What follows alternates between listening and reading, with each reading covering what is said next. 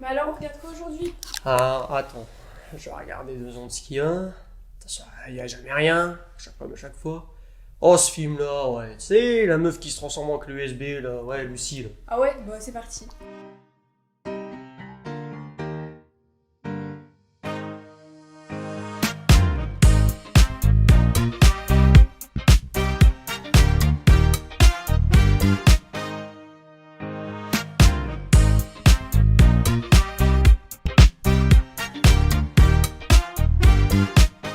Bonjour à tous et bienvenue dans ce nouvel épisode de Ciné Actu dédié au film Lucie de Luc Besson. Donc on va analyser le film et on va voir si la vision de Luc Besson par rapport aux intelligences artificielles est toujours d'actualité aujourd'hui. Ah, mais t'oublies un truc, Luc Besson. Il y a que de la gueule dans ces films, il y a rien derrière. N'importe quoi. Je me raconte. Logan, dis-lui. Il est vrai que certains internautes peuvent penser la même chose que vous. Ils évoquent à travers des tweets ou des articles un film sans originalité qui tourne en rond et sans réel fond. Cependant, d'autres ne sont pas d'accord et ils défendent ce film qui est une ode à Lucie à travers ses tweets, celui-ci ou encore celui-ci que vous pouvez voir. Bon, Luc Besson, réalisateur français qui s'est imposé dans les années 80 et 90 à la tête de films comme Le Grand Bleu, Le Cinquième Élément ou Léon. Le début des années 2000 sera compliqué pour lui à cause de la réception mitigée d'une grande partie de ses longs métrages, à l'exception d'Arthur et les Minimoys, qui était censé être son dernier film, enfin bref. Il fera un retour en force au début des années 2010 par divers blockbusters à succès, dont celui qui fait l'objet de la vidéo du jour, Lucie, qui raconte l'histoire d'une femme lambda qui se retrouve au détriment d'elle-même dans une affaire de trafic de drogue entre membres de la mafia coréenne. Drogues qui seront d'ailleurs dissimulées dans son abdomen. Ouais, question de sécurité, ce sera à revoir. Preuve en est avec le fait que la substance se déversera dans son corps, ce qui débridera ses capacités cérébrales au fur et à mesure de l'avancée du film qui sera indiqué en pourcentage. Parallèlement, on suivra le professeur Samuel Norman interprété par Morgan Freeman qui nous expliquera qu'en temps normal, nous n'utilisons notre cerveau qu'à 10% de ses capacités. On est loin du compte en effet. Je le sens mal, mais vous savez quoi, je mets l'honneur de côté et analysons ce film.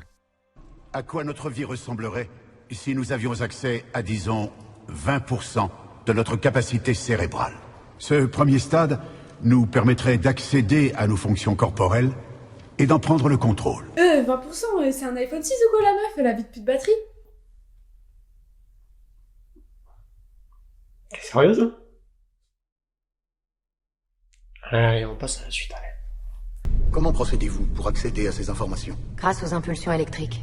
Chaque cellule connaît les autres cellules et elles communiquent toutes entre elles. Elles échangent des milliers de bribes d'informations par seconde. Les cellules se regroupent et forment un réseau de communication géant, qui à son tour forme la matière. Les cellules s'assemblent, prennent une forme, se déforment, se reforment. Pas de différence, c'est la même chose. T'as pas vu ce qui se passe à la télé? Mais si, c'est trop pratique pour faire le ménage. Tu commanderais pas cette poudre là sur Amazon pour moi? Mais on a plus d'argent. Mais On n'a plus d'argent. Je vais être franc avec vous. Ce que vous avez fait là, ça m'a fait peur. Coucher tout le monde comme ça, j'ai des raisons de m'inquiéter. Non. Tant mieux.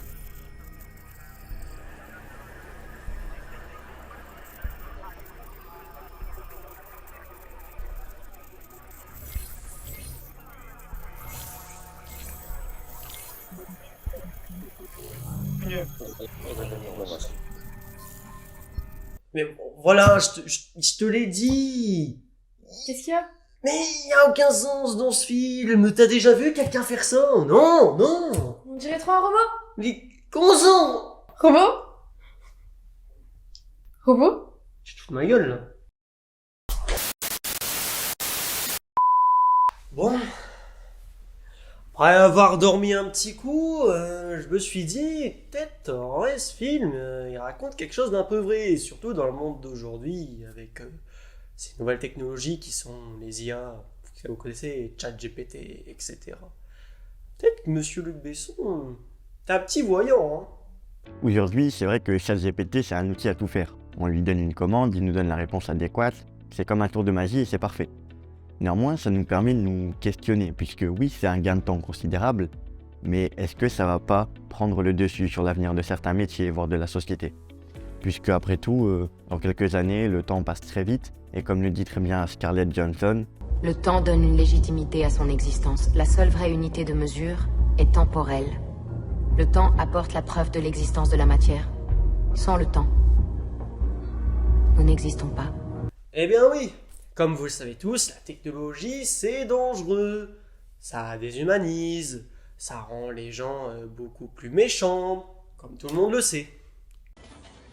Je ne ressens ni peur, ni douleur, ni aucun désir. Tout ce qui fait de nous des humains semble s'éloigner de moi. Ouais, je suis peut-être d'accord avec tout ça, mais à ce que je sache, la technologie c'est un peu de l'évolution. Je pense pas que ça détruise l'humanité. On n'est pas dans Terminator, voyons. Attends, je sais que tu tournes une vidéo, mais je peux pas te laisser dire ça. Comment ça? Bah si pour toi l'évolution c'est te transformer en clé USB, moi je préfère devenir une carte graphique RTX 3080. Comment ça une carte graphique?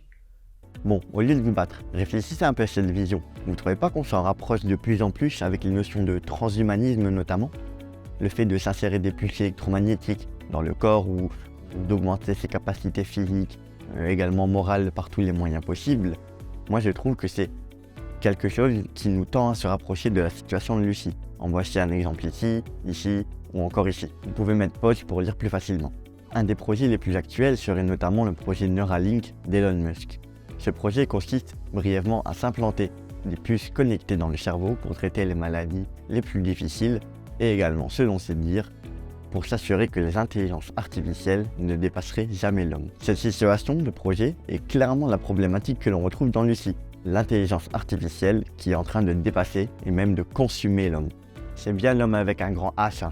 De fait, on peut se demander si Lucie de Luc Besson est réellement réaliste ou tout au moins est encore 100% d'actualité. Donc en fait Lucie aujourd'hui c'est un mix de plusieurs intelligences artificielles mais en exagéré. Justement parce que le fait qu'on n'utilise que 10% de notre capacité c'est totalement faux.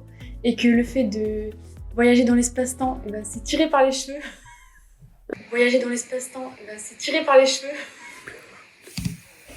Mais le reste de ses pouvoirs semble vrai, donc moi je me demande si on va finir par se déshumaniser et perdre notre singularité d'humain à ce point.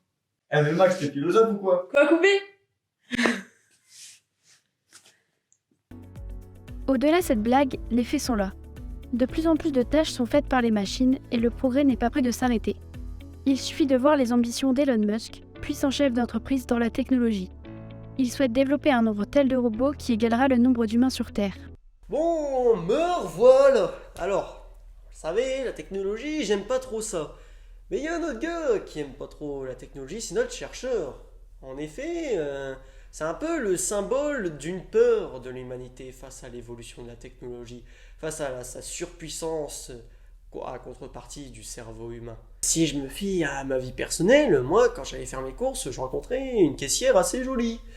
Et depuis pas mal de temps, elle a été remplacée par une machine. Et une machine, c'est pas beau, ça parle pas, et c'est triste, quoi. C'est triste. Pour cette conclusion, j'enlève même mes lunettes. Il faut comprendre qu'en clair, Luc Besson a écrit un film de science-fiction avec Lucie. Mais on se rend compte que les idées de ce film tendent à se retrouver aujourd'hui dans la réalité, seulement 8 ans après. Évidemment pas toutes, vous vous en doutez bien. Mais ça peut quand même nous poser de sacrées questions et vraiment nous interroger, nous inquiéter sur l'avenir de l'homme. Est-ce que dans 10, 20, 30, 40 ans, l'homme se servira toujours de la technologie? Ou le rapport de force sera-t-il inversé? Perdrons-nous de notre humanité? Ou saurons-nous tirer les conclusions à temps pour s'assurer que la technologie ne reste qu'un accessoire au service de l'homme? C'est la question que je vous pose, messieurs, dames, et je vous laisse avec mes camarades amateurs de cinéma pour la conclusion. Au revoir! C'est vrai que le monde d'aujourd'hui est autonome, technologiquement. Mais de là à ce que les gens se téléportent ou bien remontent dans le temps, on en est encore très loin. Oui, mais les technologies sont de plus en plus présentes dans notre quotidien, même si ici le cinéma les a largement exagérées. Ah, ouais, mais c'est dans le cinéma, t'as tellement de technologies disponibles aussi. On pourrait parler dans un hors-série des technologies utilisées au montage, mais c'est pas pour tout de suite. Bref, si vous avez apprécié ces vidéos, n'hésitez pas à liker, partager, Commentez et vous abonner en activant la cloche pour ne rien manquer. on peut leur dire au revoir. Ouais. Ciao.